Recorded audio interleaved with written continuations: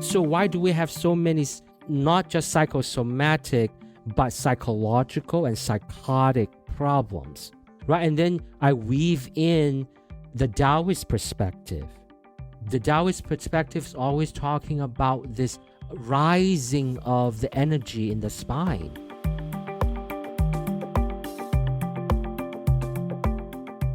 I'm Michael Max, and this is Qiological, the podcast that curates East Asian medicine and methods through the power of conversation. That line in the Suwen about the common doctor, the middle doctor, and the highest level doctor who's notable for treating the Shen, that's a passage that's always bothered me. It's bothered me because I'm competitive, and I want to be that upper level doctor. I want to be the guy at the top of the game. And so I cottoned to the idea that the high-level doctor only treats the spirit and does not muddy his hands with busted-up knees, troubles with muscles, sinews, or the myriad of physical complaints that are the reason so many people decide to walk in my door in the first place. I used to think that the right mind space, with the proper point of view or belief that if heaven and earth were aligned just so, then physical symptoms, they'd go away. Like if you were courageous enough to speak up for what you really wanted, then you'd not need to rely on stomach pain to get out of some social encounter, work you hated, or family role that you've outgrown. Or that if you were just more aligned with your higher self, then everything else would fall into place. But the idea of getting the spirit set right and everything would flow more smoothly in the kingdom, I think it misses the mark. What my clinical experience has shown me is that the trick is not to be the kind of doctor that you want to be, but to be the kind of doctor that your patient needs. If they have a physical complaint, then attend to that. If their concern is with emotions or relationships, that is where to turn your attention. I've found that meeting my patients where they are, even if I can perceive more about their blind spots than they can, if I can meet them where they are, help them with where they are asking for help, that makes me a more reliable and trustworthy practitioner. The trick, if there is a trick, is to appear as the kind of practitioner who can help them with the problems that they have identified as important. Sure, the ankle pain might be connected with a long-term worry about standing up for what they really want. But that is for them to discover, not for me to decide. I suspect our patients want to know first that we are reliable before they trust us with the tender material. Or perhaps they need to have a better functioning physiology before they can wrestle with embedded and fossilized trauma, unhelpful emotional habits, or confusion around self-generated limits. It's not my job to know them better than they know themselves. I suspect the superior doctor, that's the one who can meet a patient where they are and accompany them to where they'd like to go. Meditation is something that's grown in popularity over the past decade or so. What used to be a strange and fringy practice is now commonly accepted, even taught to school children. And I suspect you'd be hard-pressed to find someone who does not have a meditation app on their phone. Meditation is seen as having a big upside and no downside. But I remember some years back when I took a sabbatical and spent a few months at a Zen center. One of the first things they did was pass out some contact information for a few psychotherapists. We were gently warned that our interior landscape might surprise us in some uncomfortable ways. In this conversation with Leo Lok, we discuss meditation-induced illness, some reasons why meditation can bring disruption into a person's life, and how Chinese medicine can be helpful. We'll be getting into all of this in a moment. Stay with us. These conversations come to you through the generous support of our sponsors and members. Blue Poppy, your new one-stop shop, has speedy shipping options on everything that you need for your clinic. It's Women's Health Month at Mayway Herbs. Check out their new website for learning resources on helping women with herbal medicine. Are you a creature of habit?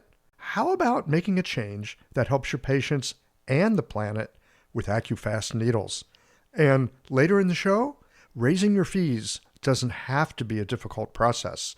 Jane has helpful suggestions on making it easy and effective. And finally, have you considered that having a thriving, profitable practice is one of the most healing things that you can do? Julie Bear-Don't-Walk has, and she can help you do something about it too. Do be sure to visit the sponsors page on the Qiological website to take advantage of all the special offers our terrific sponsors have for listeners of the podcast. Picture this. Your clinic is buzzing with patients, and then you realize that you're down to your last box of needles. No need for panic, because Blue Poppy, your one-stop shop for all your acupuncture needs, they ship orders received before 3 p.m. on the same day. With a quick visit to Blue Poppy's website, you can order premium needles, herbal formulas, and that special Dr. Bob's oil that your patients love. Blue Poppy understands practitioners can't keep patients waiting. That's why they strive to get you what you need when you need it. From high-quality Chinese herbs and formulations to acupuncture supplies and clinical essentials, Blue Poppy has served practitioners for nearly 40 years with products that meet the highest of standards. Discover everything Blue Poppy has to offer by visiting www.bluepoppy.com, and don't forget to subscribe to their mailing list for exclusive offers and more. Hi folks, I'm Yvonne Lyle, president of Mayway Herbs. May is Women's Health Month, and as a women-owned and women-run business, we especially love how Chinese medicine can support wellness through every stage of a woman's life. So in this month's newsletter and podcast, we're covering topics like PMS, pregnancy, menopause, and osteoporosis. We'll share expert insights and effective treatment strategies you can put to good use in your clinic. Our Plumflower brand line includes herbal tea pills, tablets, extract granules, and organic herbs, all of which you can find on Mayway.com, and where you can also find articles, videos, and other resources to support your practice. Since 1969, Mayway has been a trusted source for high-quality herbal products. In these challenging times, please know that we remain committed to keeping our products accessible and affordable so you can take care of yourself and your patients. As always, thank you for supporting Real Chinese Medicine. Daily habits and routines feel comforting, familiar, easy, automatic. That's the power of repetition. You've worked out the kinks and can do it with your eyes closed. But what if you shook things up? What if you ditched the old routine and tried something new?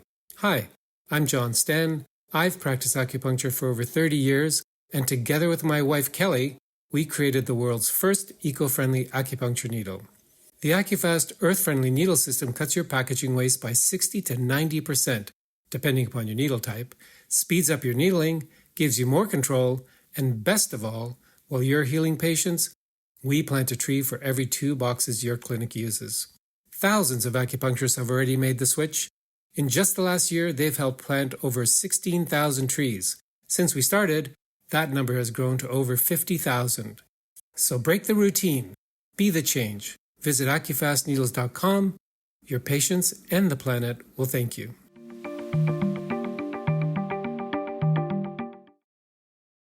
Leo Lok, welcome, I guess I should say, back to Qiological. Yes, it has been quite a few years. Thank you for having me back. I'm delighted to have you. You were with us way, way back, the pre-plague years. I would say at the very early beginning moments of Qiological, episode 9. 2017 or 2015? Probably, no, I think it was 2017. Yeah. Episode 9, Voices of Our Medical Ancestors. Oh, wow. That early, huh? That early. And now you're at like 400 or something? No. This is only like 330 something. I still have a ways to go. I'm not Joe Rogan.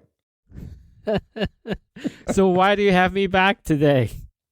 Why do I have you back today? That's a good question. I have you back today because we were chatting at some point about meditation and meditation-induced illness.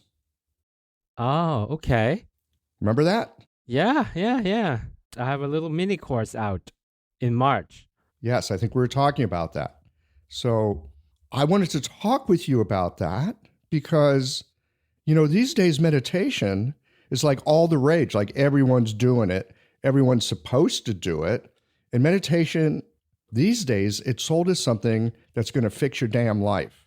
You're going to be more productive. You'll be more attractive to whatever member, what kind of sex you want to be attractive to. You're going to think better. You're going to sleep better. Everything's going to be better if you meditate.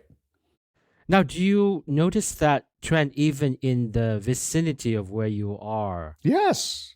Well, that tells us something, right? Because in the general kind of perception, people would think, oh, it's a West Coast thing or an East Coast thing. No. Well, no. Look, man, everyone's got a cell phone. Probably everybody listening to this podcast right now, they have an app.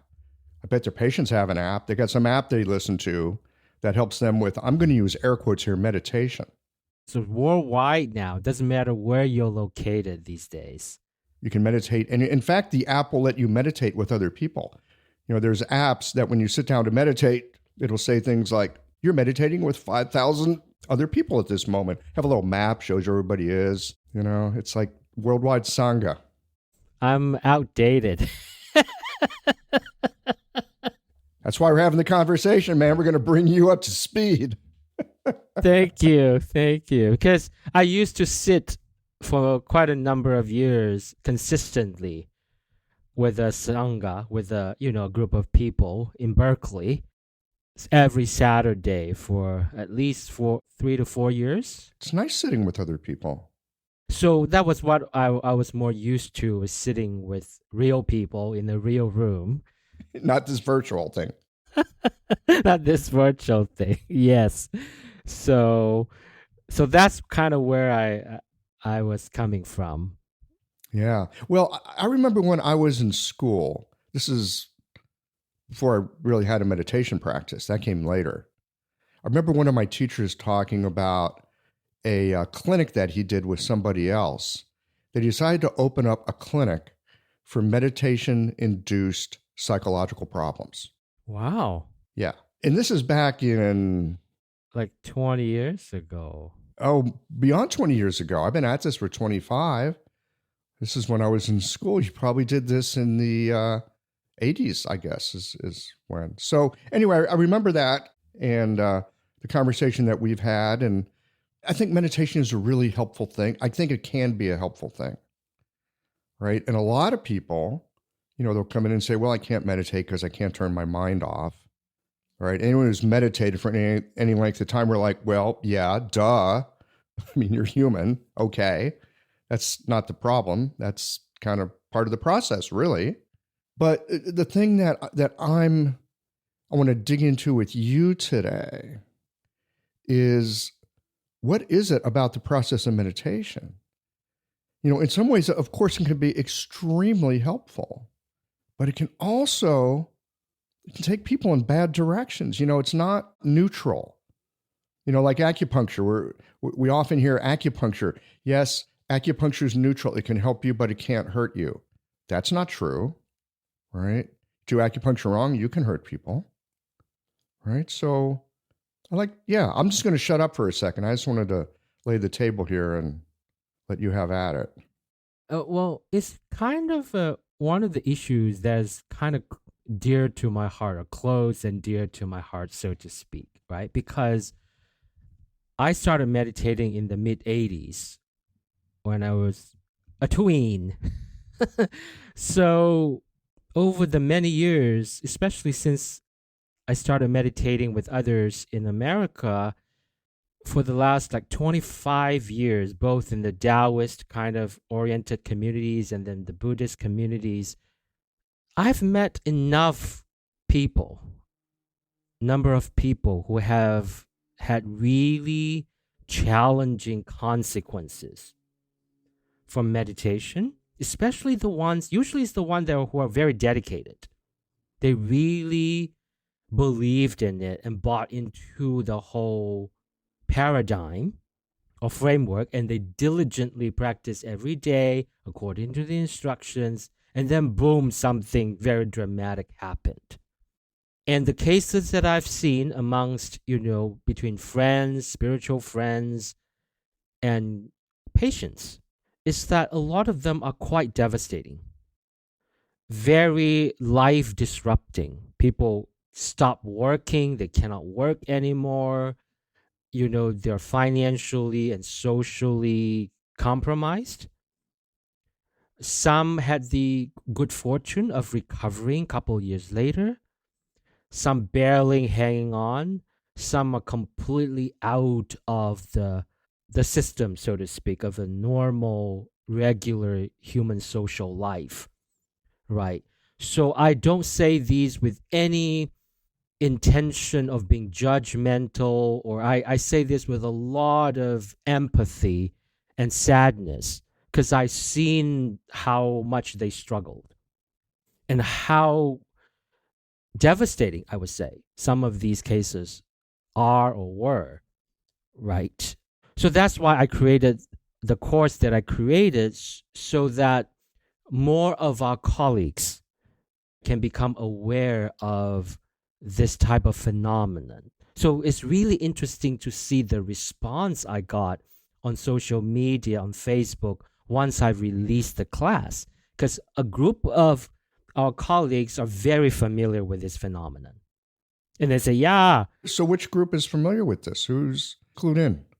I mean, I'm not asking for names. I'm just like what kind of people? Practitioners of Chinese medicine, I'm just speaking of. I couldn't discern any pattern to it, but definitely like a portion of it is like, hey, yeah, the gal down the street in the yoga studio I went to went crazy, right? Or yeah, I have seen these before in my own practice. They would say things like that. And then there will be another group of colleagues who would say, wow, I've never heard of anything like that before. I thought meditation was just, one of these benign things. So it's so interesting to observe that and know that this understanding of adverse effect that could follow a period of meditative trainings is not a well-known thing. It's not a widespread thing like diabetes. So it's interesting to note that. And also, I'm also very heartened and encouraged that there's now, I talked about this in my course, about this place called the Cheetah House. I don't know if you heard of it.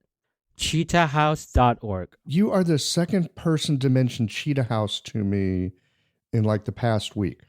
Yeah, so it is affiliated with the university, Brown University's medical school, and was founded by this, I think she's an associate professor at Brown, Dr. Willoughby Brighton.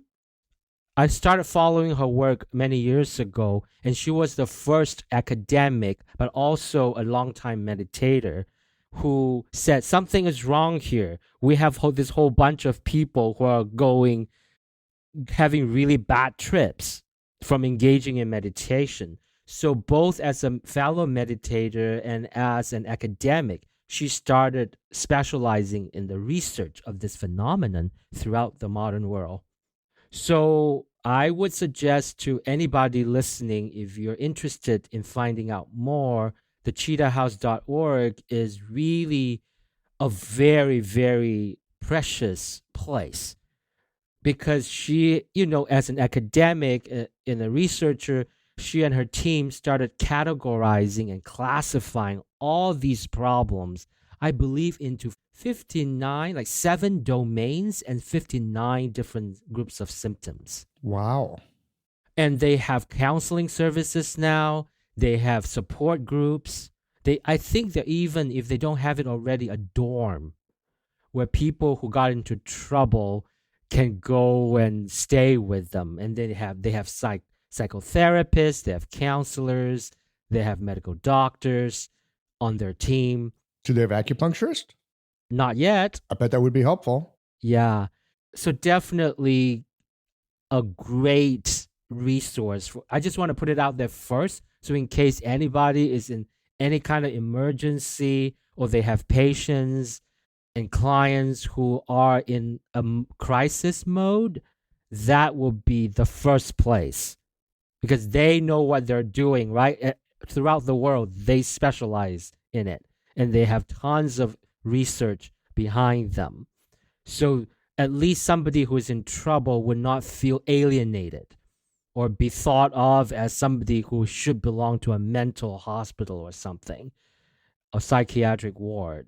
So they know. And it's a very specific, the ideology. It's not from a organic problem, or, I mean, maybe something to do with past trauma, who knows, but it's come through meditation. And so I suspect there's patterns, and well, like you were saying, they've identified patterns.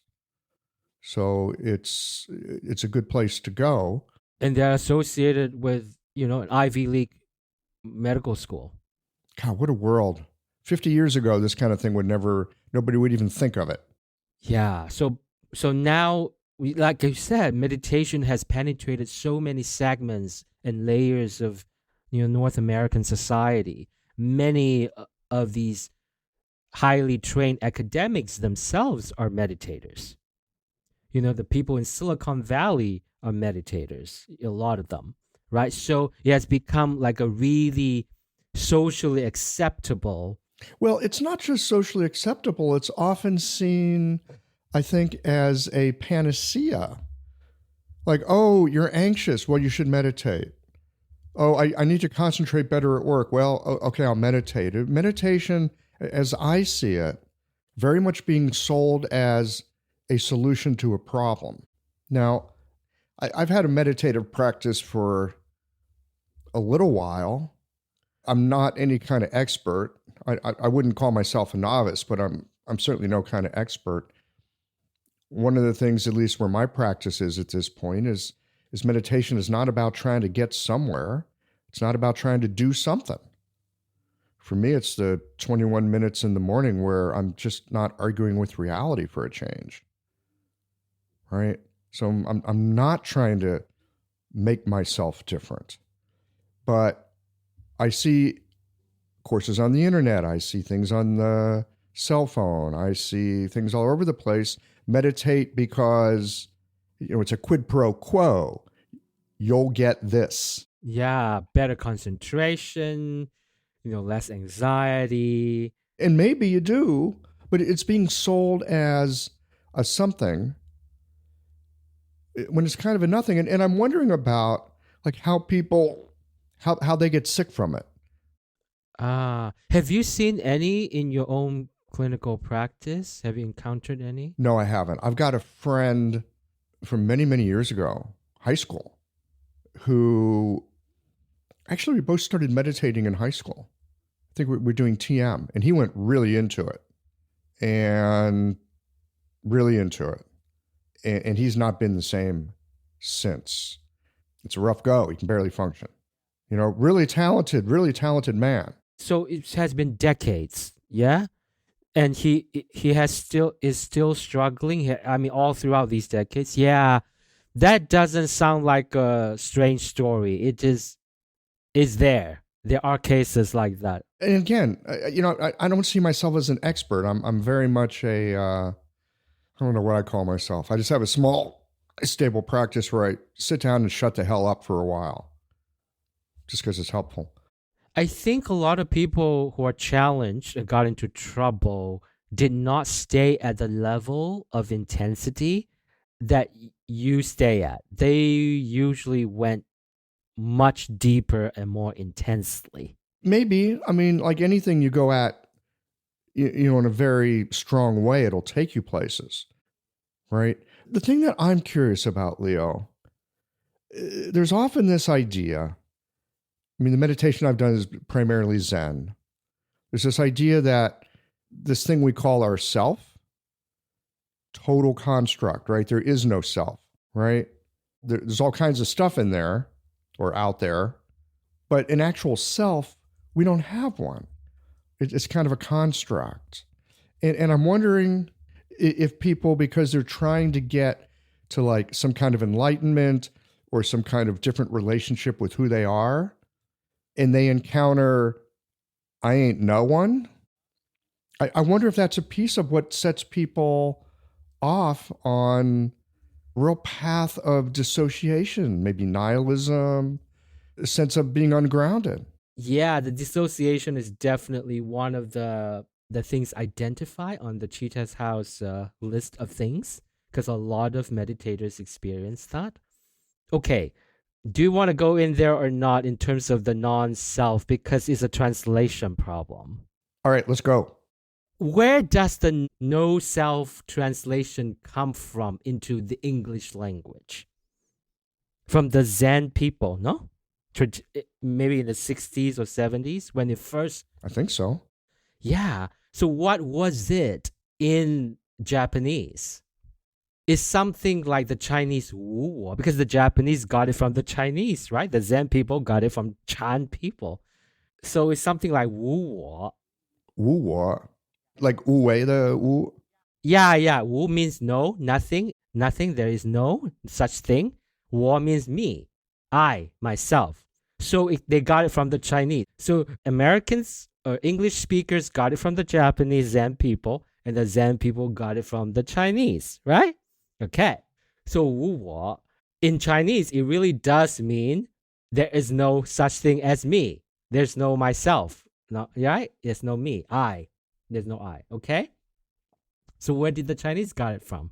Because there's no such thing as Wu Wo in pre-contact Chinese, ancient Chinese philosophy and culture, right? There's Wu Wei, but definitely there's no Wu Wo. Wo is very much there until they encountered Indian Buddhism from India.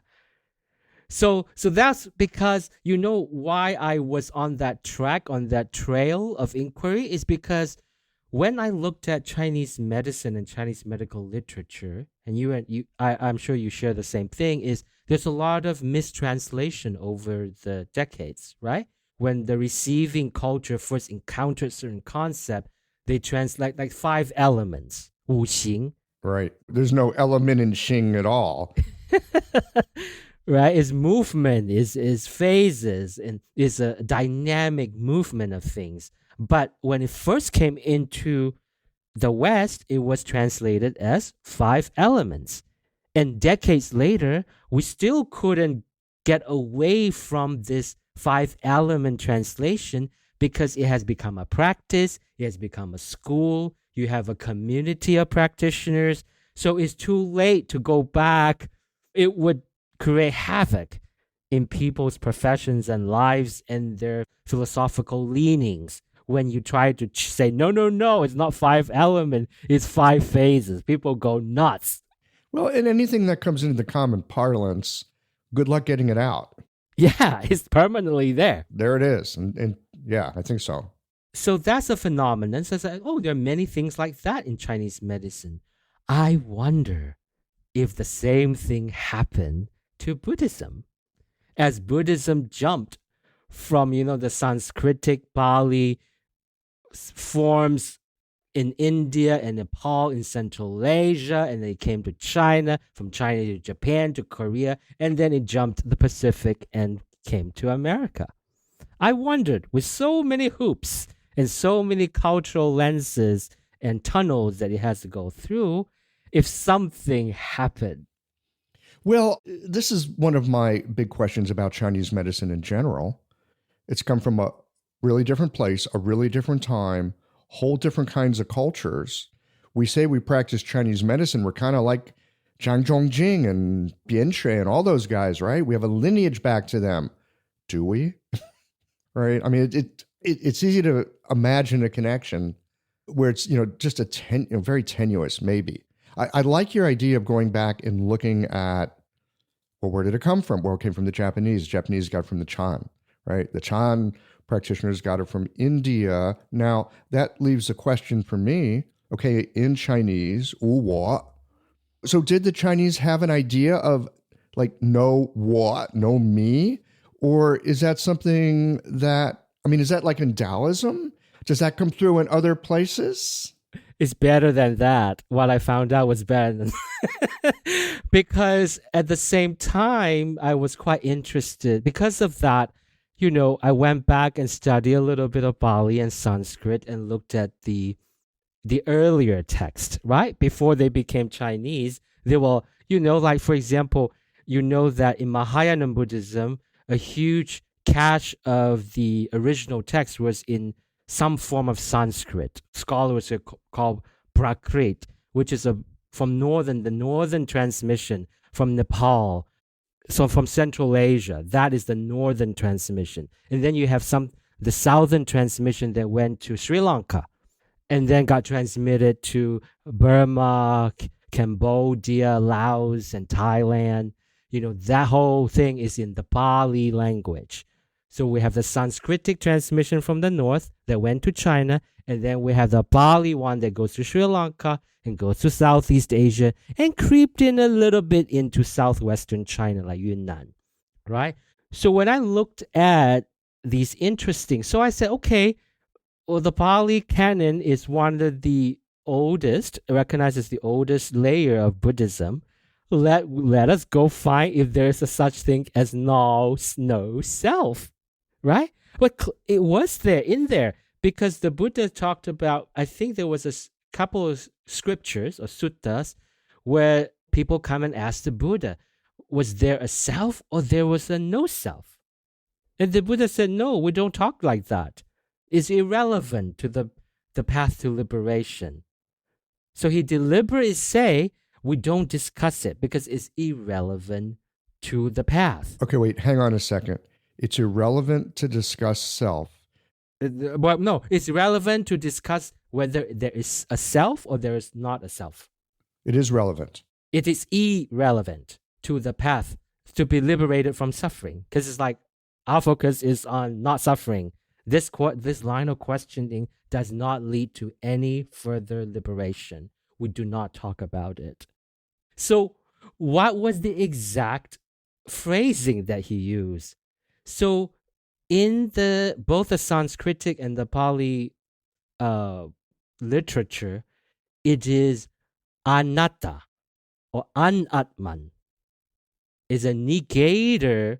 So really the translation is not self or doesn't belong to self.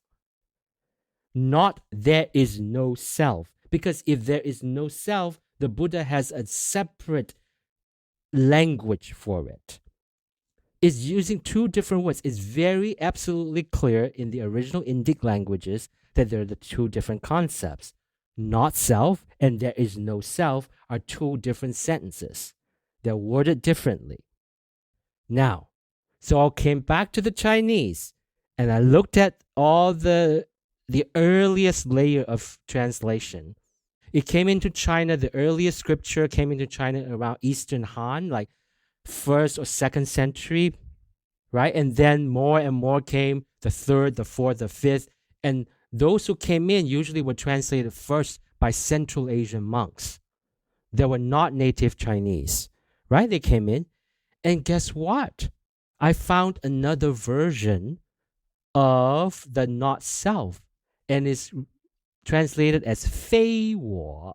Okay, so you need a little Chinese to get that distinction. Yes, Fei Wo means it does not belong to me. Not there is no me. Wu Wo is there is no such thing as me. But Fei Wo means this is not mine. So this corresponds exactly to the Pali, because there's always that phrasing that says, this is not me, this is not mine, this is not myself. Not there is no such thing as I or me. This is not me, this is not mine, this is not myself. So we don't identify with that particular thing that's arising as this identity me. Not that there is no me. How can there's no me? That's why the Buddha says, don't say like that. Don't think like that. You go crazy. I'm going to stop you from thinking along those lines. Because in the earlier scripture, it's very clear that the Buddha has a very, very ingenious strategies towards questions. Sometimes he will answer it. Sometimes he will answer it with an analogy or rephrasing. Sometimes he will categorically says, I do not want to engage, because this line of inquiry and engagement leads nowhere and you might go crazy. And why are we doing this? Because if it doesn't lead to liberation from suffering, stop right now. So then, this is not myself, this is not mine, this is not me became Fei Wo in the earlier strata. So don't hold me to that. I didn't really exhaustively look into it, make it a PhD paper, but I saw enough of Fei Wo to realize the Fei Wo then became, so Fei Wo and Wu Wo kind of coexisted, but then Wu Wo won out. And they're similar. They're similar, but they do take you to different places. Yeah, one is saying it's a characteristic. I'm not going to label this thing as myself versus there is no such thing as me. Do you see that? Yeah, I do see it because like no such thing as me. That's because if you say that, then who is it that's paying the bills on the mortgage?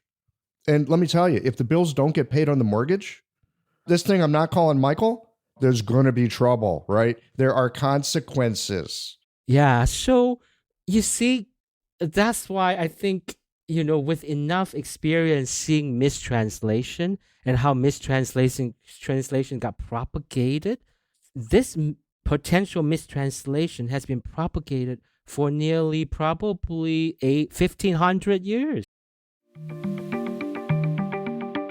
This episode is brought to you by Jane, the clinic management software that honestly just makes running a practice easier. Let's dive into something that's never easy, but sometimes necessary. Raising your fees. It can feel awkward, right? But here's a tip that can really help. Consider offering flexibility to your patients as you introduce the change. When patients face new fees, it's natural for them to feel uncertain or concerned. That's where flexibility can really make a difference.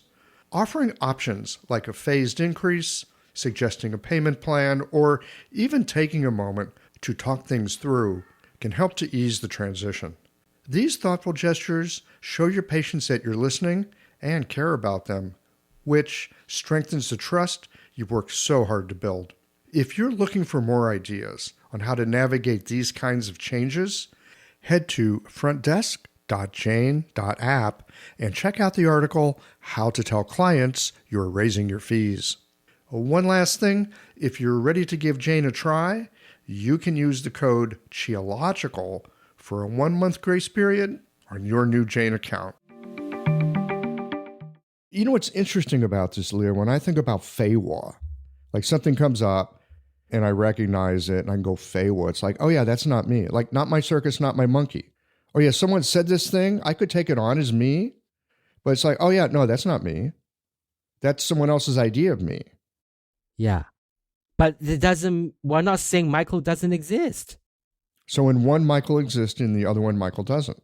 Fei Wo, Michael exists. Wu Wo, there is no Michael.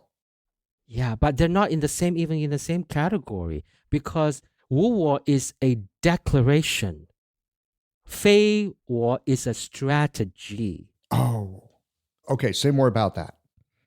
Meaning it's a strategy, you label something and say, this is not me, I'm not going to be concerned with this, I'm not going to let this trouble me, versus a declaration and say, there is no such thing as Michael, Max. One is a strategy you employ to liberate you from suffering. Another is a declaration, a philosophical, some say ontological. I'm not that well versed in these type of big words. Some would say this is an ontological statement or declaration. There is no such thing as truth. There is no such thing as a sky. There is no such thing as an animal.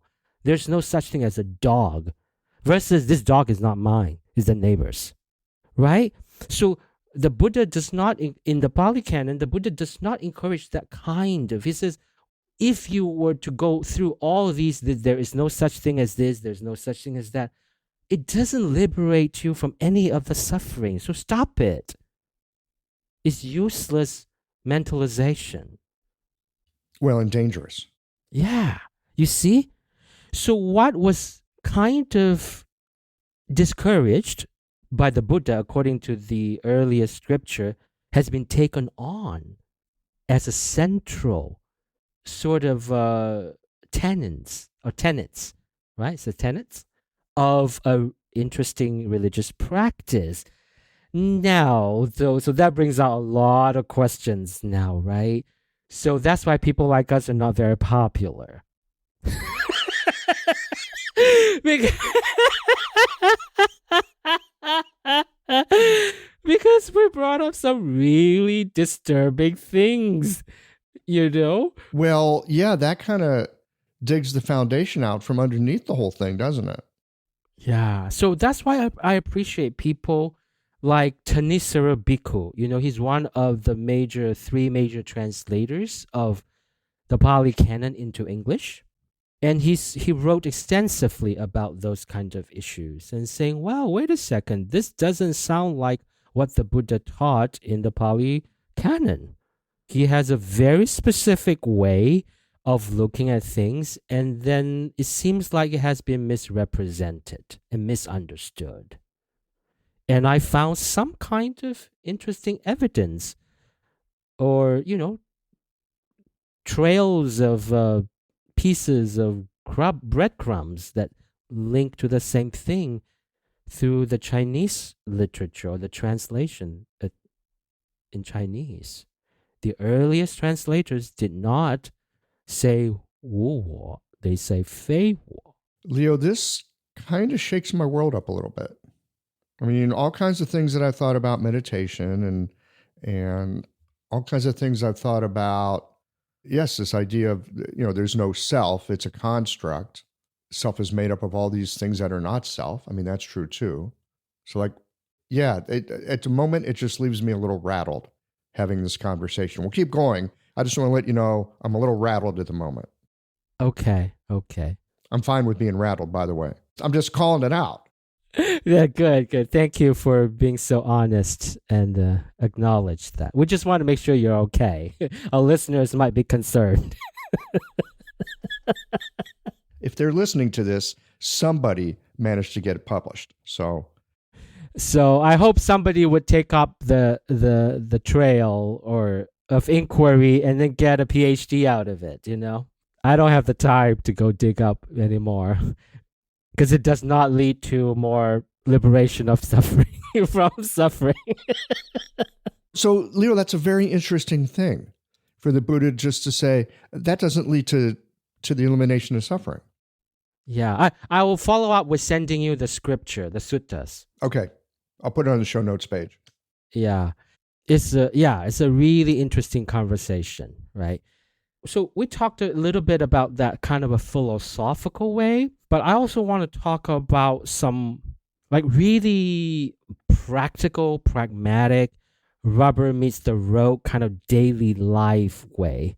It's like we don't have to refer to the scripture or the philosophical or the theoretical. We can look at the actual practice itself and see where people can get into trouble, right? Let's step down a little bit in that. For example, I looked at some of these cases that I'm familiar with, and in the cases where I see recovery over the years, in some cases complete recovery, very positive, very powerful recovery and come back, I see a pattern. And the pattern is a lot more engagement in externally oriented, physical kind of practices like Tai Chi, Qigong, running, all kinds of physical movements. Physical sports of any kind, maybe? Yeah, seem to help a lot, tremendously. Right? Where things are hopeless and people are hopeless, they gradually became better by engaging in more and more embodied physical things. Right? So I see that pattern because you see that when people are deep into their meditation journey, and if you go to the very dedicated, they usually means isolation. It usually means seclusion.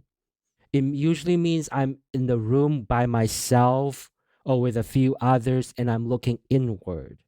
The gaze is that is casted towards the outside world is temporarily suspended, right? It is an inward looking thing.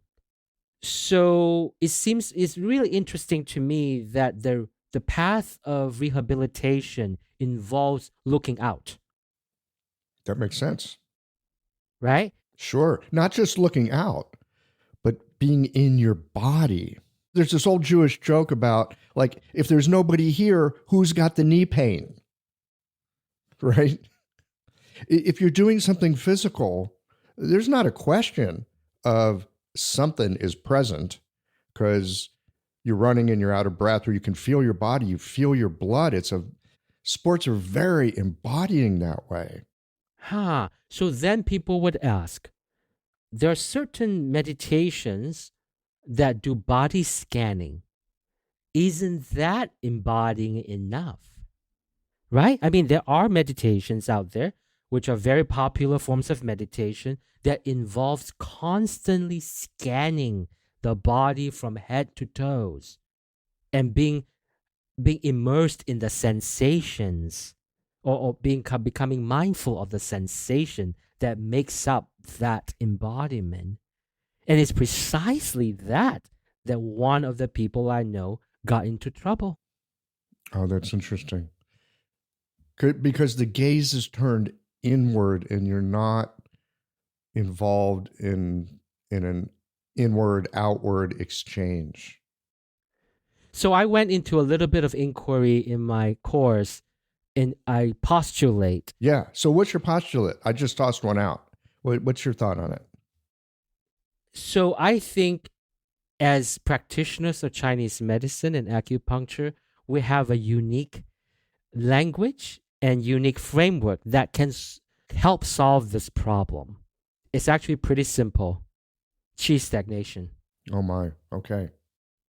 Because I went into this exploration of the eyes, because from my involvement with the meditation community, there are some teachers over the years, they noticed that the positioning of the eyes are actually quite important in influencing their meditative states. So then I went into this idea in the course of correlating EDMR and then the eye connective system. I don't know if you know that. In the Neijing, there is this co-description between the brain and the eyes and the things that connects them. And what does the Neijing say? 木系is called 木系. Is almost a thing that is completely not known to our modern colleagues, because one, it might have been mistranslated. Another thing is nobody's pointing out the connection. Yeah, so mu is I, but mu shi, what's the shi? The shi is the things, the ropes that in the si, you know, si is the strands. So it's like a thread. Yeah, it's a thread in the strands. So we have a lot of that kind of xi in the Neijing, but it has been completely forgotten through history, and people just ignore them. But now if you looked at it, you know, it makes a lot of sense. There's a lot of thready connection between the brain, the eyes, and the occiput. Yes. We could call that the optic nerve. I quoted some interesting modern research on the connective tissues in the occiput around those muscles and the spinal cord. Actually, the connection goes deep into the spinal cord and into the brain. So the dura mater, and that the fascial, there's a fascial connection from the outside that connects all the way in. So the position of the eyes makes a difference. The position of the eyes, the position of the neck. Because of what it's doing with these different fascial planes and the bones. This gets into some like osteopathic stuff pretty quickly. Exactly, right? So why do we have so many, not just psychosomatic, but psychological and psychotic problems, right? And then I weave in the Taoist perspective.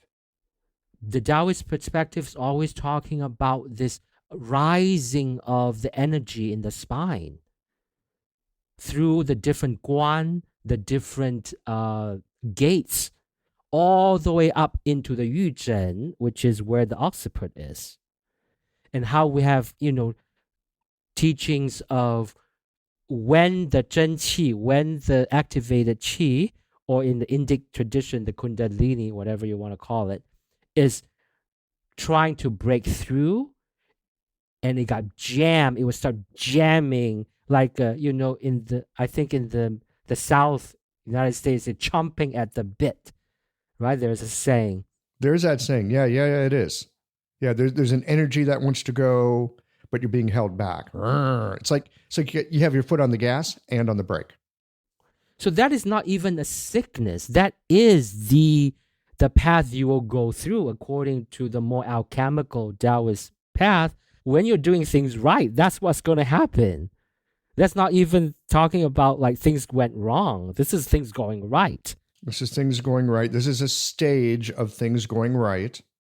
And then you will have Chongguan, this Qi Chongguan is trying to jump the gate, trying to pierce through and pass through gate, because there's a surge of enormous of life force that has been activated. And now I say, if we look at the meditation halls all across the world, or just in North America, how many people sitting in the meditation hall right now, regardless of what religion or tradition they're in, have perfectly aligned spinal column? Oh, well, I don't know. Everybody has a phone in their hand these days. That's done tremendous things to our posture. Exactly, right? This is the vantage point we have as a practitioner, as a clinician who treats the physical body a lot. Most of our patients, ourselves included, don't have perfectly aligned spine, especially around our occiput. Our neck is crooked.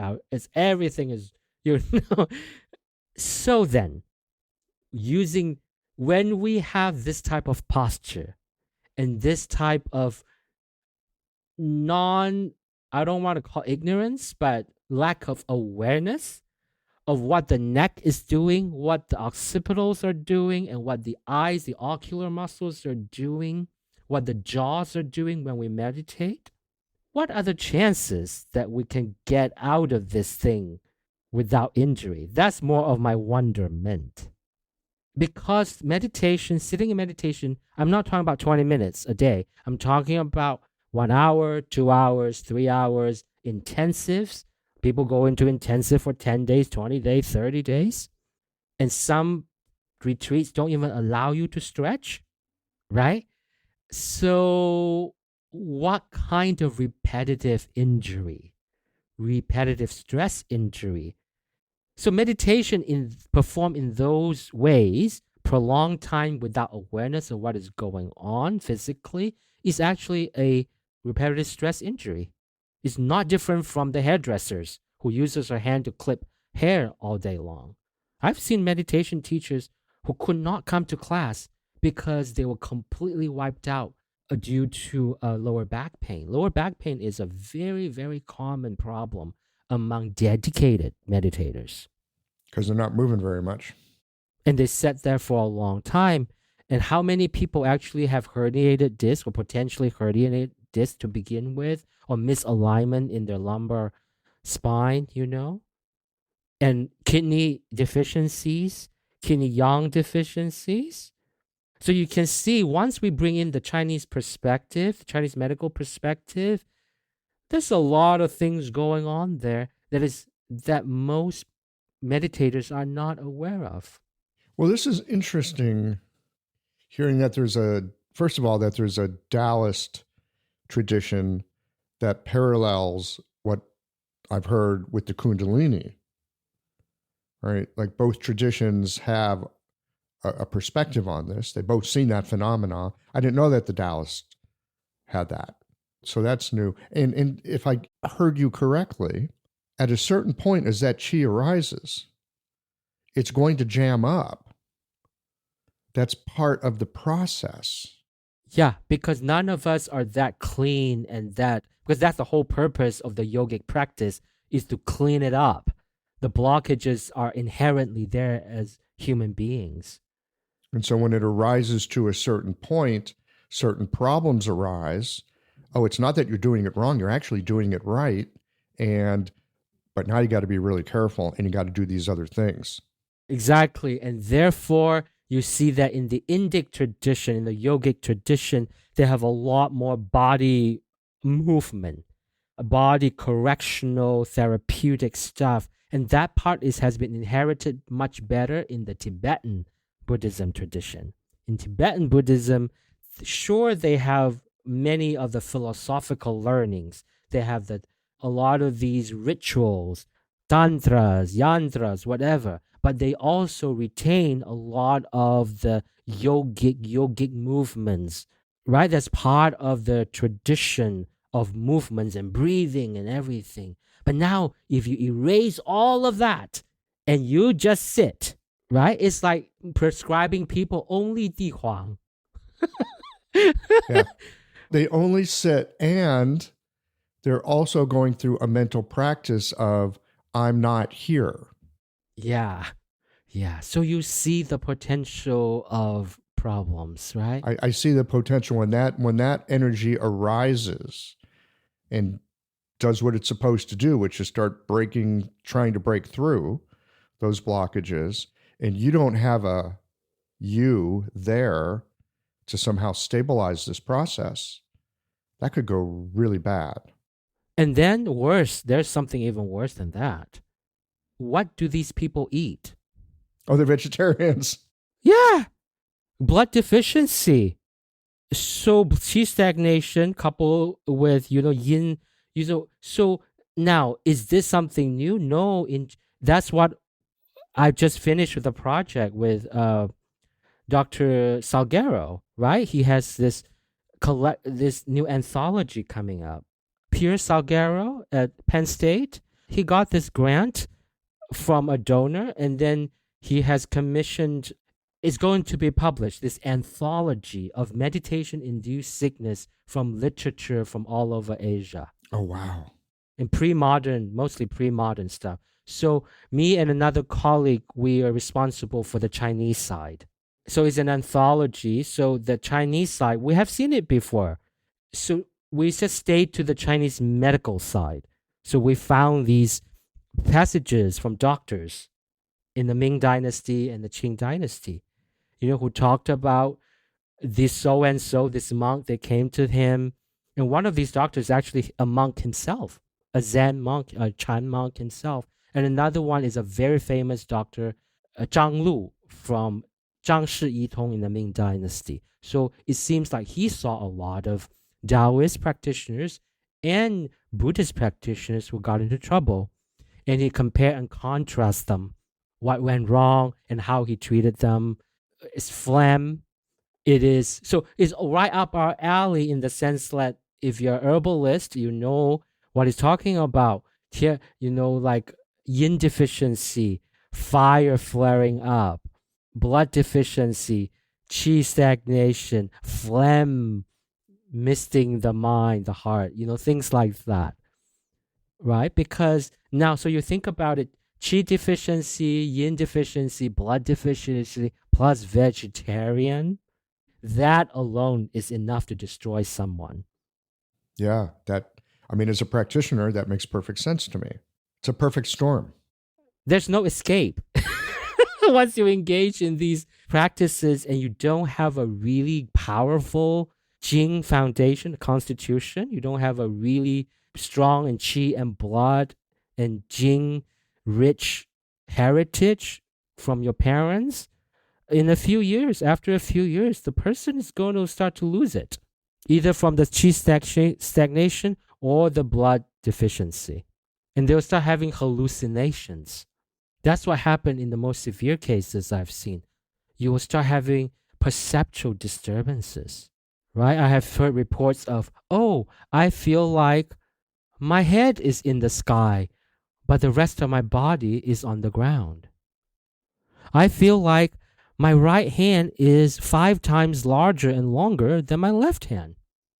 I mean, it's so scary for people, even someone like me who is, who have seen this in the literature before, is still disturbing. How is this person going to live his or her daily life? How are they going to interact with their loved ones, their customers, their clients, if they speak like that? not. I mean, not for long. Yeah.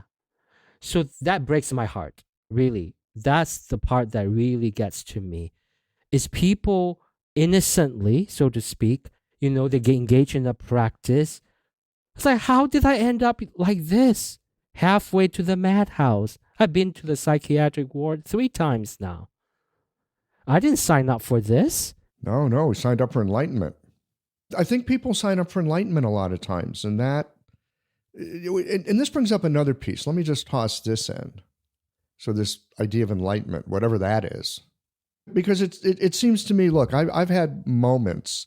I think we've all had moments where there is that sense of at oneness with like everything. You're like, oh, I'm just at one with things. I'm not arguing with reality.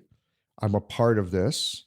I'm like both a part of but there's a small part that's a part from. I'm like my own unique thing and connected. I think we've all had those moments. They're blissful and they're glorious and they're wordless. It's where poetry and music, great art, I think it all comes from there. I think we've all had glimpses of that. And I know in my life, and I think I'm not alone, for a period of time, I thought, man, if I just did the right things and I could be in that state more of the time, maybe all the time, because I'm greedy. So I'd like to be in it all the time. Then, that'd be great. Enlightenment would be a great thing. However, those states also, while they're gloriously connective, it's really hard to drive a car. It's really hard to pay attention to the clock so it's time to treat your patient, let alone listen to your patient. So I wonder about that aspect. I'm going to call it of desire, of looking for enlightenment, of looking for connection, looking for, in a way, being bigger than who you think you are. Does that also play into this issue? So you were talking about enlightenment in the Buddhist sense? Because that's a Buddhist terminology, right? I'm just lightly framing it, like peak experiences. I'm going to call it a peak experience. I'm not a scholar, and I'm using language in a very loose way here. So I appreciate you reining me in. I'm a child of the 60s and 70s. Everybody was looking for a little enlightenment. Window pane would help you for a few hours. Okay. So this is very interesting now. So I want to go back to the earlier approach that I was talking about. Remember Wu with a no self? Yeah. So again, when I saw enlightenment, then I say, where does this come from? Enlightenment definitely is in the English language. I think it came from the Enlightenment period in Christian movement or something. There was this revival, and then there's the new Enlightenment movement. So that the word enlightenment, right? The Enlightenment is where the scientific method came from. The Enlightenment is where a lot of the ideas, like the Declaration of Independence was written by men who lived through the period of, they call the Enlightenment. So they're not talking about certain type of meditative, contemplative peak experience, right? I don't think so. No, they're talking about a realization of how the world works and a perspective of looking at the world. Again, the scientific method, amazing tool for parsing reality. We didn't have that before, right? So that, quote, Enlightenment time in Europe gave us some mental tools for making sense of how things work, right? You could have an idea. Well, have an idea is fine, but does it carry water? How do you know if it carries water? I'm going to come up with an idea. I'll make a hypothesis, right? And then I'll test it. Amazing mental tools came out of that moment in time. Yes.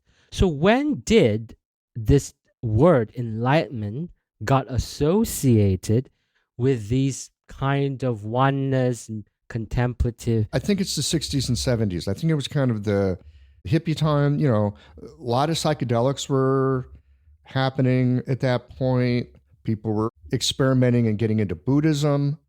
It became a thing. I suspect the beat poets might have had something to do with it. So what is the antecedent of that idea in East Asia? I don't know.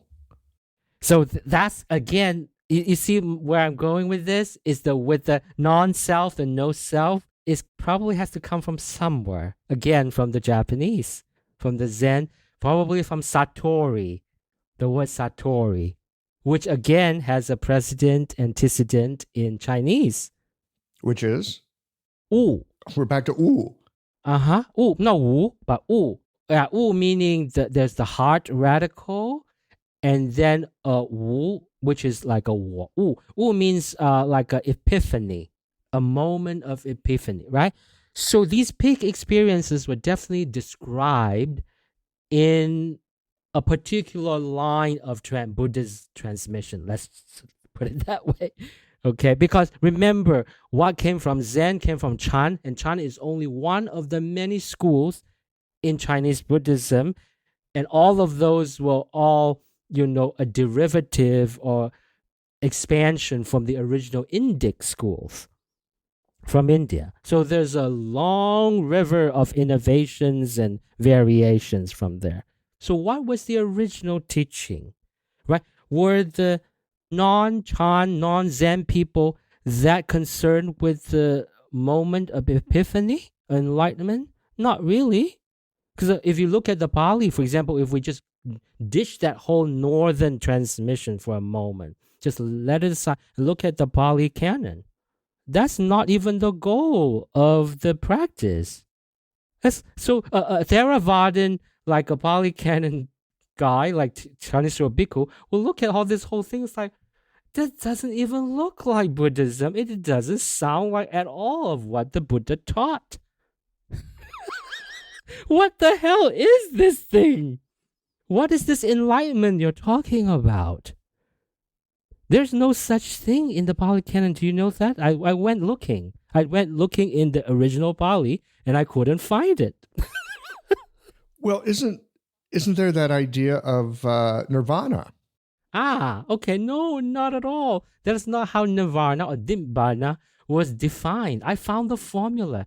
The Indians, So that's another thing that folks, our listeners, I hope to convey, is that the Chinese are a very different breed than the Indians.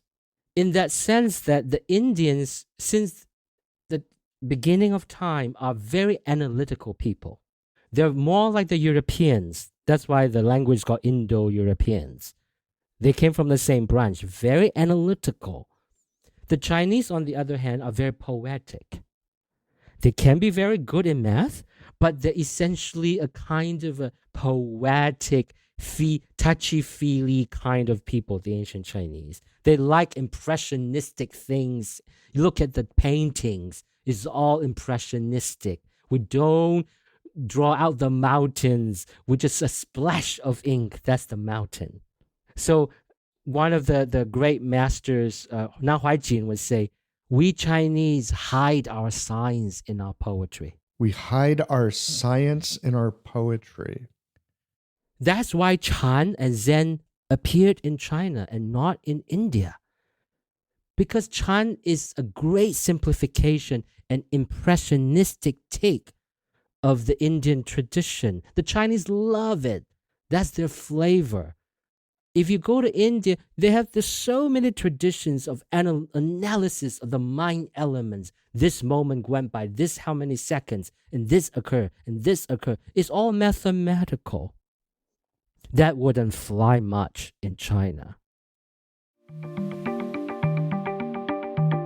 Having a thriving, profitable practice is one of the most healing things you can do as a healthcare practitioner.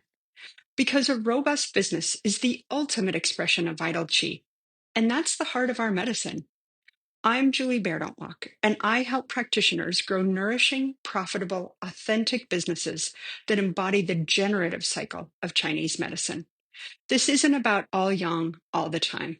It's about expanding your own internal capacity, growing collaborative relationships with your patients for ethical patient retention, and marketing as an extension of this medicine, not a necessary evil. You already know that everything is connected in your patients' lives and bodies. The same is true for your business. When we align your systems, your schedule, your pricing, and your offerings with you, we create flow, which means more spaciousness, more impact, and more joy. When you are in the flow, fully resourced in terms of chi, time, and money, your business becomes a source of healing, not just for your patients, but for you. Let's grow something rooted, radiant, and real. Visit lifeflowconsulting.com to learn more. That's so interesting because when I think of China today, I don't think of it that way, but we're talking about ancient China, or maybe there's just stuff that I miss about Chinese culture. Just goes right over my head. Well, fundamentally, Chinese people like simplicity, abstraction. So don't say it, because if you look at the original Indian scripture, it's all repetitive because it's all originally it was orally transmitted. So they have this. You look at the ancient, so the Vedas, everything is recited. So they have adopt a particular form of literature to facilitate that memorization. So there are 5 forms of this thing. Form number 1, this thing is called this thing and this thing is not that thing. Form number 2, this thing is this thing. They go on forever and ever and ever. The Chinese look at this like, ditto. You would not find ditto in Indian scripture. It's, if there are 25 things, they're going to repeat the same thing. Da da da da da 1, da da da da da 2. It's a song to them. It's a verse to them. So they recite them. Yes. It's a recitation. Well, and the repetition means less chance for error to creep in. Yeah. Right? So this is the most shocking, or not shocking, but just interesting thing I found by studying the both traditions, the Buddhism in terms of how it is recorded and translated in Chinese versus how it is in Pali. So if you look at the Pali scripture and the suttas, it's very clear. It was all laid down axiomatically. I'm going to send you a sutta, a very, very short sutta. And there it like, because I went hunting, right? It's like, what is Nibbana? Give me the thing before Nibbana, and I reverse engineer it. Sure enough, it's very clearly stated in the Pali Suttas. And I'm sure we can find it in the corresponding Chinese translation as well. What precedes Nibbana is a vimutti. A vimutti is a liberation. I think in Sanskrit, it corresponds to moksha, a liberation, a being, right? Vimutti. In Chinese, we call it 解脱. 解脱, okay? 解脱 is the ultimate goal, not this or satori. Liberation is the goal. Liberation is the goal. Because nibbana, satori, is just a natural consequence of liberation. It's a glimpses of you finally know how to do it. It's baby steps. It's baby. We say 悟后方修. It's like after the satori, then only you know how to proceed with the rest of the spiritual path. It's the glimpses. It's like finally I know what is correct and not correct. I know where San Francisco is now. It's in the west, not in the east. That's it. But modern North American Western people take that glimpse, that vista as the thing. Whereas in the East Asian tradition, that's finally how to proceed. Okay, that's fascinating. Okay, now you know how to proceed. Okay, great kids. Now you know how to bake that cake. Yeah, so now start baking. Let's play with it. So get baking. Get cooking. Yeah, you gotta learn how to measure the flour. You gotta know the beginning of the journey, not the end of the journey. The beginning. Okay, this is great. And I think this brings in another whole piece from our Western culture, which is it's salvational in nature. That's all. I think that's a whole other piece. It's not about, hey, I learned how to bake the cake. Now I can actually be a 做人. Now, 现在我可以做人, right? I know how to be an upright human. We have this salvational thing. Like, you're good and you're going to heaven where everything endlessly is wonderful. Always at one. We're very salvational that way. We're looking to get that, Yeah, we're not looking for the liberation. We're looking for that end state. It's been promised to us through our religions. Because heaven is not the final destination. It's not even the preferred final destination in Buddhism. Again, in our Western religions, that's the final stop. Yeah, but not in Buddhism. No, there's a lot of traps in heaven. So would you be interested in knowing what precedes vimutti, the liberation? So the Buddha says there are two kinds of vimutti that has to happen in tandem for the final liberation of Nibbana to happen. One is cetto vimutti, another one is panya vimutti. Here comes the translation problem again. Cetto vimutti. Let's talk about panya vimutti, easier to understand. Panya vimutti means liberation through wisdom, prajna. Prajna, panya, becomes panruo. Have you heard of panruo in Chinese? It's really the Mandarin pronunciation of the older panya. It's really panya. They literally transliterate it as panya, right? Or transcribe it, not transliterate, transcribe, right? Panruo is panya. Panya means wisdom. That's where a lot of the Buddhist things are concentrated these days, or the understanding of Buddha, the Buddhist understanding is that you see things clearly. You see things as they are.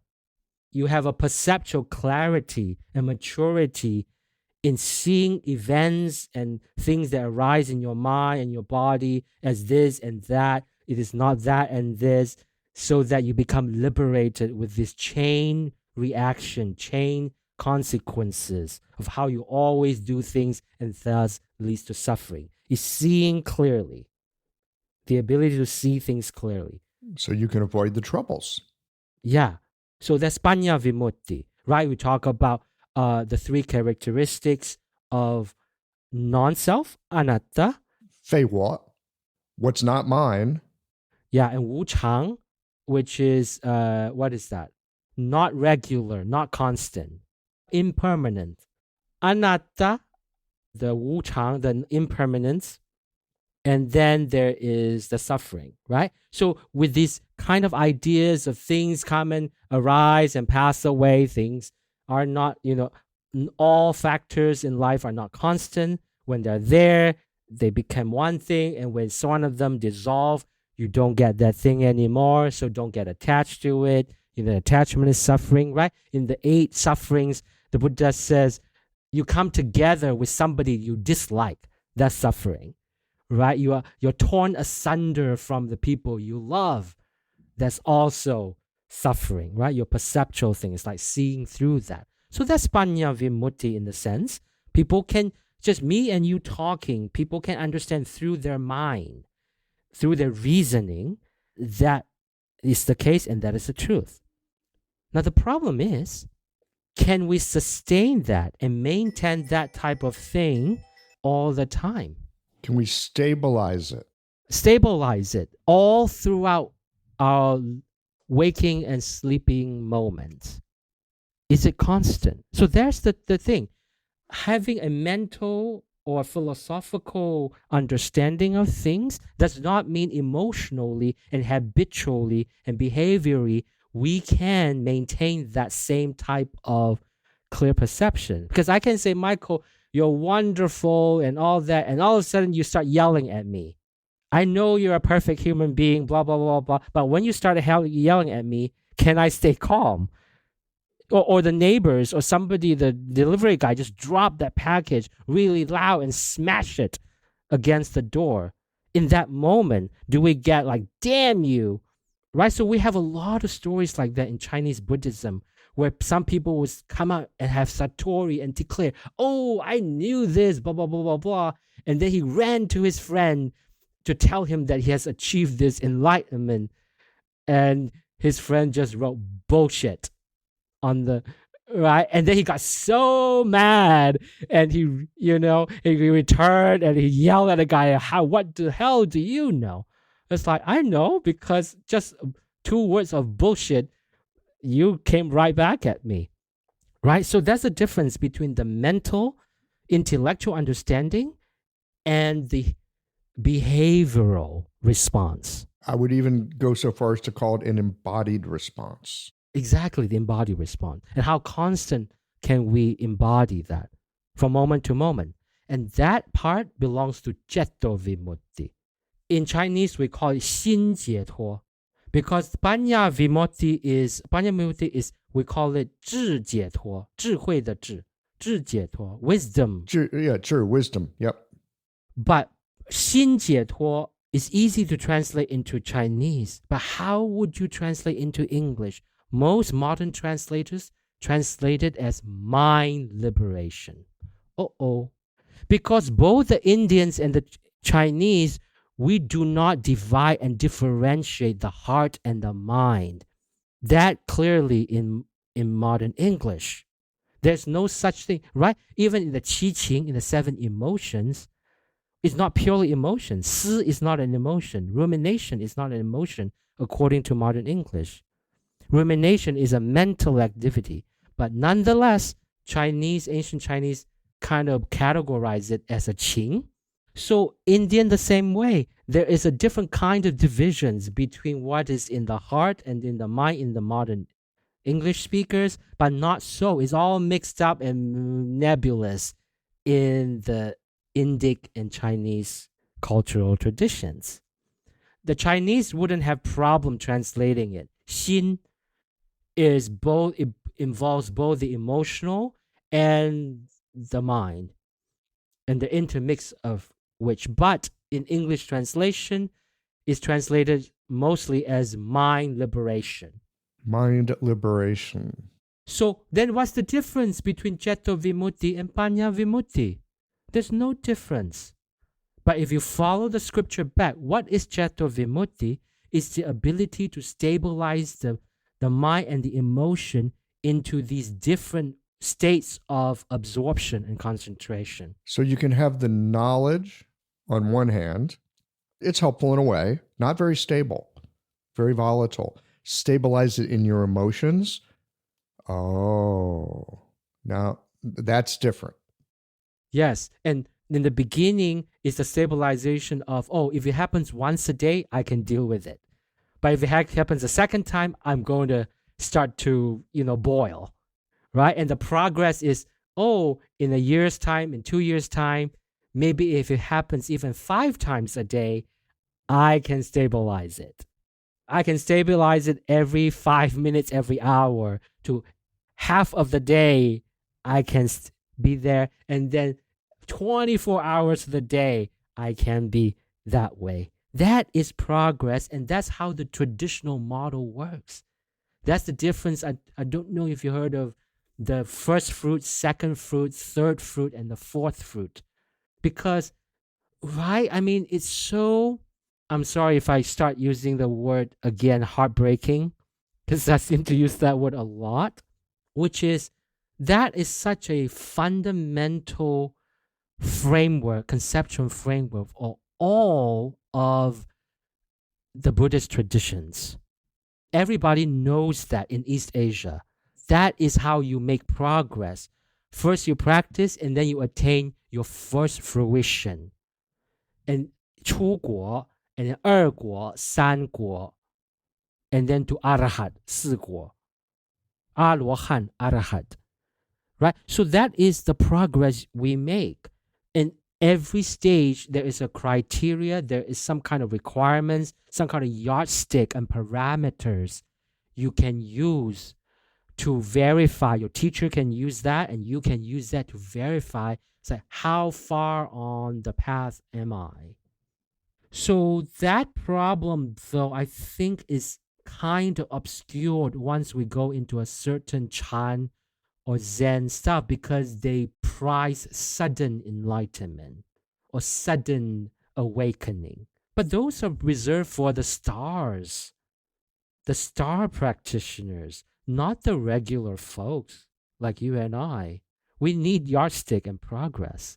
Us regular folk, it's step by step, bit by bit stabilize. Oh yeah, that UPS guy that always leaves the package in the wrong place. That stupid, and at a certain point, it's like, oh yeah, UPS was there. The package is over by the tree like usual. That would be a step, right? So that's why in Tibetan Buddhism, there was this revival of, the Dalai Lama. The Dalai Lama belongs to the Yellow sect. But the founder of the Yellow sect was a master who saw that I think was 500 years ago, he saw the decline in the practice and understanding of Buddhism in Tibet. Too much of this sudden enlightenment thing, this lineage thing, with very little objective understanding. So he formed the Yellow Sect School, right? To have all these degreed programs that you have to spend 5 years just learning the theory, the intellectual foundation, and then you debate and you debate and you debate. Only when you graduated with this really strong foundation, they sent you to the upper schools where you studied specialized things like mantras or singing, or you do the mandalas. You find a Rinpoche, you found a master that specialized in a particular path of practicing. But before that, everybody has to go to primary school. And you have to graduate. Else you can go astray very, very quickly. It's one of those things I'm thinking of, say, young people that make it big as a rock star. You're in your 20s and now you've got all kinds of money and access to, everything. And, it's very easy to totally explode yourself, right? A lot of those folks never make it, right? They die because it's too much. Can't handle it. Like people who won the lottery. Well, yeah, that kind of thing too. Yeah, you've got to prepare yourself for, that higher voltage, so to speak. Exactly, right? So you see that type of foundational knowledge is so much missing in the modern West. And so we would miss, I suspect, these older traditions, like the Yellow sect you were talking about, Tibetan Buddhism. They could recognize if somebody was off the path, like, oh, you're heading in a direction, we know where that goes. That's not helpful. We're going to direct you back on the path. We don't have those kind of guardrails here in the West so much. I think it's because the transmission is only in its infancy, right? Because if you think about it, we have to be fair here. The transmission of Buddhism, for example, or Taoism for that matter, to the West is how many years old? Oh my God, it's just like blink of an eye. Like 50 years, maybe? 60? Maybe a little longer, but still, not that long. Not more than 100. Not more than 100. Maybe more in Europe than here, but still, it. Now, think about it. How long ago was the Indic Buddhism came into China? Almost 2,000 years ago. So the reason we can be of this clarity, speaking from the Chinese point of view, is because 1,800 years have passed. 1,800 years have passed. Many, many generations of practitioners have fallen and died for it. So we have the track record. We have the record to show. Just like in Chinese medicine, same idea. Yeah. There's an accumulated experience. Yeah, not that we're more intelligent or more talented or not. It's just time. You've been exposed to it. It's like when a population comes in contact with a new virus that they haven't had before, it's devastating. Yeah. And you spent some time in Asia. You know about these 武侠片, right? These martial art movies, like Jin Yong, that kind of 神雕侠侣. In the Chinese popular imagination and mind, we're very familiar with that type of pre-modern martial art novels, movies, drama. And in all of those, you will see that people who practice martial art, people who practice any kind of contemplative thing, can go wrong with their practice and needed the help from the master or their friends to help them get the hell out of their trouble spot. Else the chi went this way and went into the heart, and the person is going to die in 5 days unless a master came by and hit him on a particular acupuncture point and revived him or reversed the. So you see, this thing is so ingrained in our culture and in popular imagination that is everybody knows this thing. Even if they're not learned, then have not read a single thing in their life, just from watching TV. Because it's in the popular culture. People know it. Everybody knows. If they don't understand it, they know somebody can go terribly wrong if they practice the wrong way. And you need somebody who is more clear-eyed and experienced to get you out of trouble. My sister knows it. My mom knows it. And everybody has watched TV or drama knows it. If you're in that culture. But it's completely absent, right? This idea is completely absent in the Western world. So given that, and given that we see people as practitioners, are there some, I'm going to call them early warning signs that us as practitioners of Chinese medicine might be able to see with our patients who maybe have a meditative practice? And could we pick up on this kind of stuff? Or is this something really more for experienced meditation teachers to be able to call out? Is there, I guess the question I've got is, can we help? Are there things that we can look for that would tip us off to, maybe I've got a patient who's not on a helpful path? To be honest, unfortunately, I think it's very hard to predict that kind of psychotic breaks in people. Because on the outside, they can look they're on the path. And they're vegetarian and they meditate every day. And I mean, they might on paper look really good. And maybe they're doing well. Yeah. To be honest, it's almost impossible to tell, to predict the break, when the break can happen. But I think there are things that we can help post. Yeah. Cheetah House. Yeah. Cheetah House, and then post, like people, we can help them some with acupuncture to relieve the qi stagnation in the body. I think that's where acupuncture is very helpful. And I have a few suggestions in my class for that. And also the rehabilitation, like qigong practice, dao yin, tui na, anything that help ground the person in this body. Go out and play football? Mm-hmm. And engage socially. Engage socially, play rugby, and eat cheeseburgers. Exactly, because what comes with all these inward contraction is for sure the severance of social connection. It's almost guaranteed. You cannot go inward and outward at the same time. When one goes intensely inward, one becomes isolated. Yep. Okay. Wow. But I want to leave the last note on sort of how do you prevent that from happening?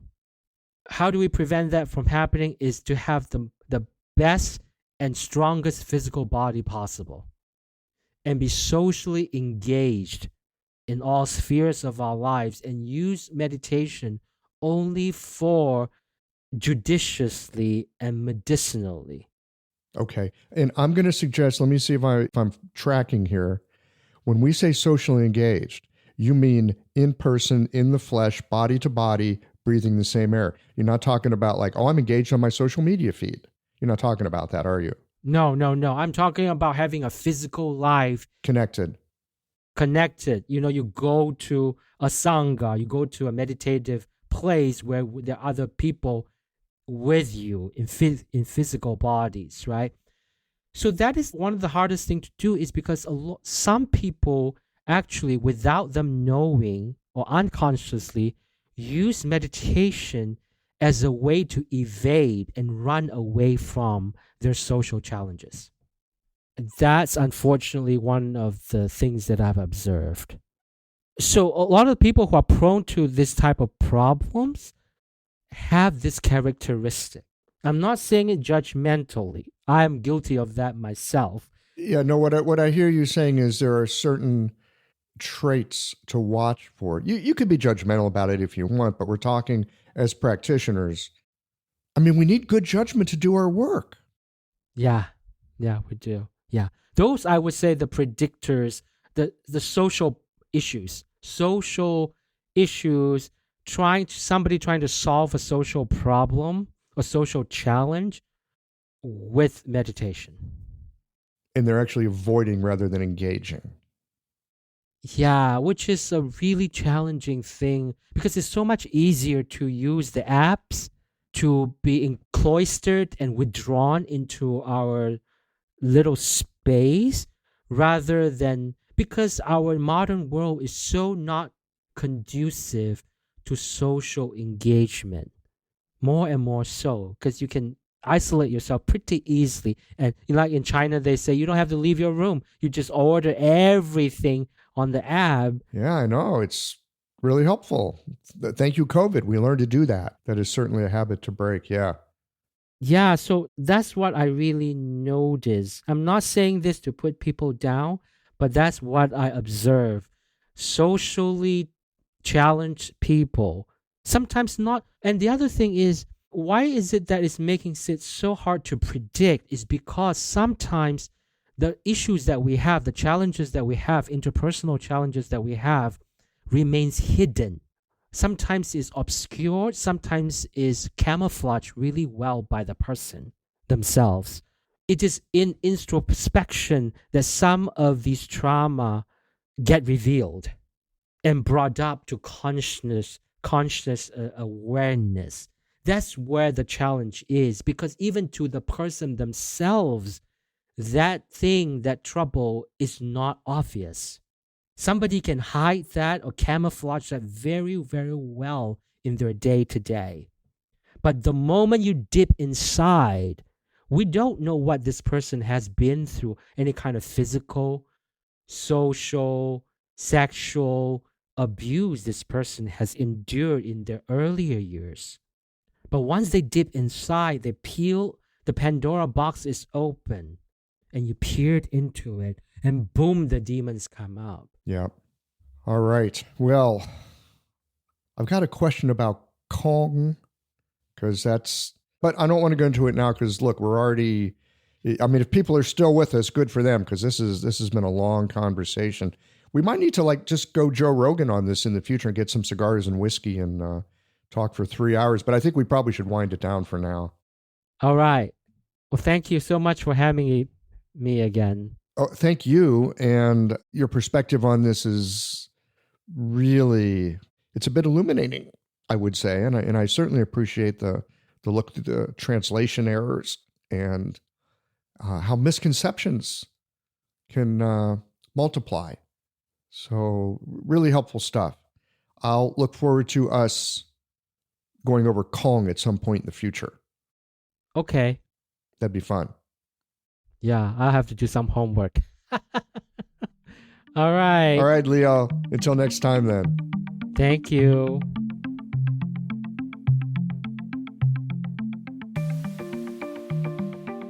I appreciate Leo's capacity to dig into language and classical texts. That, along with his vivid curiosity and to see how ideas of the past have trickled down to us here in the present.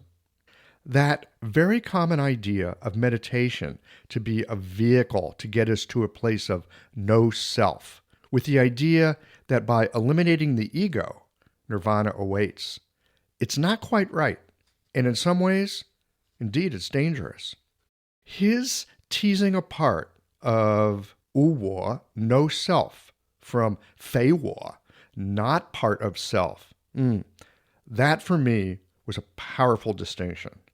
It might be easier to grasp this subtle but significant difference in Chinese, but I think it's worth investigating and considering that cultivating the capacity to recognize what is not part of self is quite different from imagining that there is no self. As the old Jewish joke about rheumatism goes, if there's no self, then who's having this knee pain? And then there's Ram Dass, another nice Jewish boy, saying you need to have an ego before you can not have one. Except, I don't think he was joking. Having the capacity to manage everyday life is a prerequisite for more heavenly and inner realms. This conversation with Leo, it's got me thinking not so much about not having a self, but what is not part of the self that I imagine I am. And what's more, it has me wondering what kinds of trouble we might be creating in our culture with the intense cultivation, attachment, and political capital that goes into having a particular identity in today's world. I'd love to get your thoughts, which you can share with me by visiting the Qiological website and click on the Engage button. I'd love to get your thoughts on today's conversation and what it means to you, along with any follow-up questions that you might have for Leo. Again, look for the Engage button over on the website. Well, here we are at the end of this episode. If you've listened up to this point, you're either a rabid fan of Qiological or the forward button on your podcast player stopped working. If you are indeed a fan of the podcast, you can help us to bring new episodes to our community of practitioners by supporting us with a membership or a one-time contribution. Details, of course, are on the website. That's it for today, friends. Join us again next Tuesday for another thoughtful episode of Qiological.